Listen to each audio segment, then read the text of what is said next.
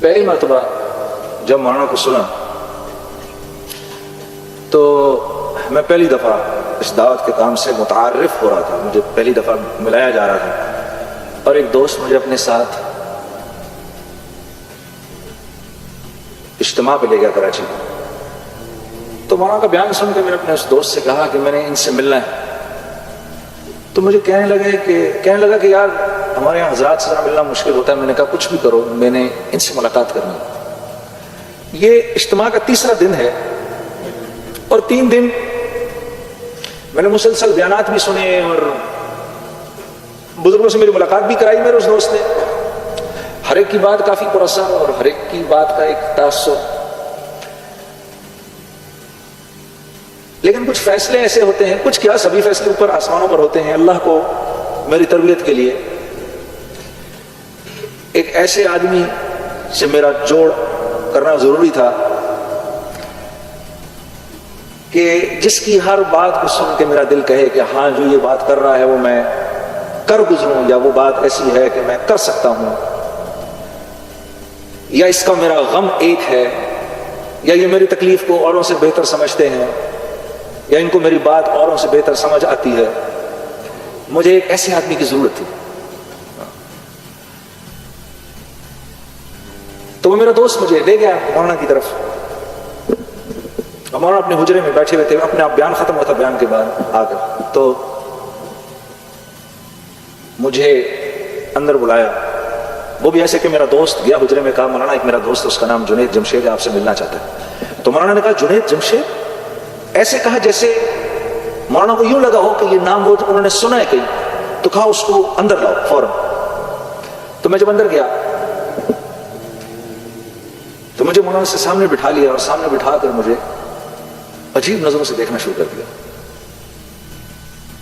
تو میں تھوڑا سا ذرا پریشان بھی ہوا، اور میں نے پھر خود ہی پوچھ لیا آپ مجھے اس طرح کیوں دیکھ رہے ہیں؟ تو کہنے لگے کہ تیرے بڑے بڑے بورڈ میرے شہر میں لگے ہوئے فیصل آباد میں ان کو دیکھا کرتا تھا. آج بھی ایئرپورٹ آ رہا تھا تو کسی بورڈ پر میری نظر پڑی اسی طرح. تو میرے دل میں آیا یا اللہ کہ ایسے نہیں ہو سکتا کہ اس لڑکے سے میری ملاقات ہو جائے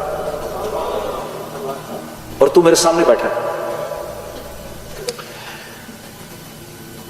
تو میں نے مولانا سے عرض کی، میں نے کہا مولانا ایک پاکستانی نوجوان یا میری عمر کا کوئی بھی ایک آدمی، میری عمر اس وقت 30 یا 31 سال میری عمر تھی، شہرت اتنی کہ میرے تصور سے بھی باہر کی بات، مال بھی اتنا، نام بھی اتنا.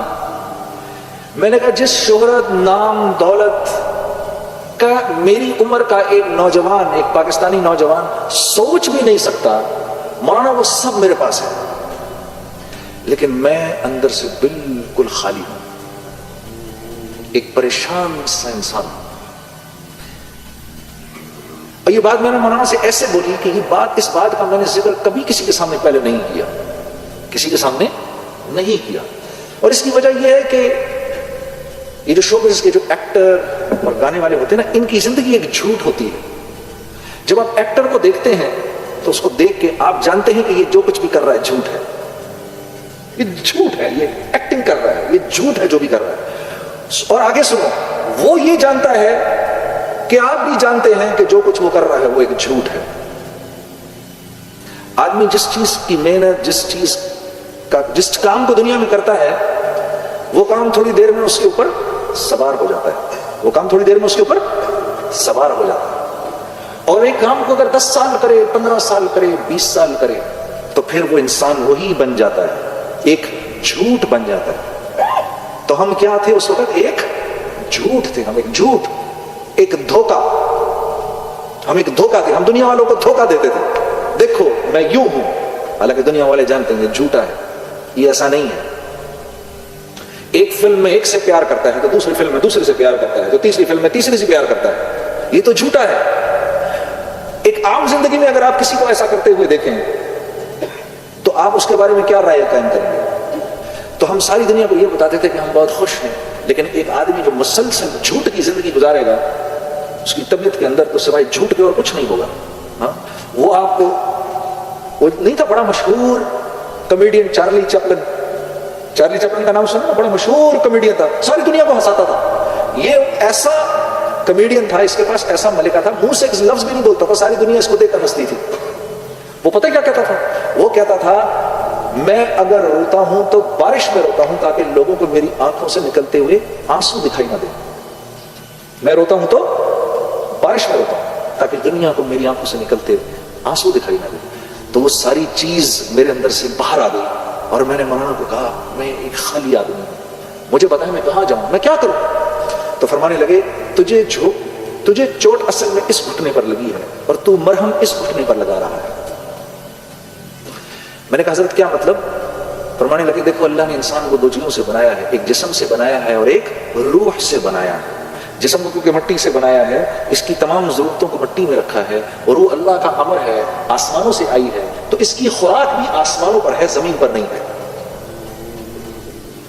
پھر فرمانے لگے اگر تم کو ایک سونے کے محل میں بند کر دوں اور 4 دن تک کھانا نہ دوں تو تم کیا کرو گے؟ میں نے کہا میں کہوں گا مولانا یہ سونے کا محل لے لو اور مجھے 2 روٹی کھلا دو. تو کہا تو نے بھی اپنی روح کے ساتھ یہی کیا ہے، اس کو سونے کے محل میں لپیٹ دیا ہے، مال و دولت میں لپیٹ دیا ہے، شہرت میں لپیٹ دیا ہے، اس کو چیزوں میں لپیٹ دیا ہے، جیسے آج سارے ہانگ کانگ والوں نے اپنی روح کو چیزوں میں لپیٹ دیا ہے. کبھی اپنی بلڈنگیں دکھاتے ہیں، کبھی اپنی گاڑیاں دکھاتے ہیں، کبھی ہمیں اپنے بندرگاہیں دکھاتے ہیں، کبھی یہ دکھاتے ہیں.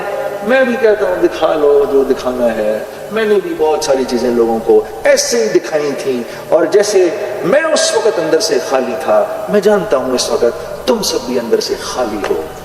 کوئی نہیں، تھوڑی ہماری تمہاری دوستی ہو جائے گی، پھر تم مجھے بتاؤ گے کہ تم اس وقت کس قدر محروم ہو. ہاں یہ دیکھو پاکستانی ہمارے سارے کتنے بے وقوف ہیں. یہ علی مولوی صاحب کو مبارکباد دے رہے تھے ہم ہانگ کانگ کا پاسپورٹ ملنے پر. ہاں جی ہم سارے ادھر پاکستان میں بیٹھ کر سب سمجھتے ہیں تم سب یہاں بیٹھ کے کتنے سوکھے ہو. ہاں جی ہم کیسے نادان ہیں. اور جگہ بدلنے سے کیا حالات بدل جاتے ہیں؟